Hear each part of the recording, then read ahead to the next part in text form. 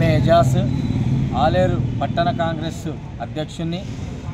నిజంగా big TV ప్రజల సమస్యపై ఎల్లప్పుడూ ప్రతి ఒక్క సమస్యను గత ప్రభుత్వం చేసిన పెండింగ్లో ఉన్న పనులపై తీసుకుపోవడమే ఈరోజు ప్రజలకు న్యాయం చేసే పరిస్థితి వచ్చింది. దానికి కారణమే ఈరోజు ఇంత పెద్ద మెజార్టీతో ఆలేరు నియోజకవర్గంలో కాంగ్రెస్ పార్టీ గెలవడం జరిగింది.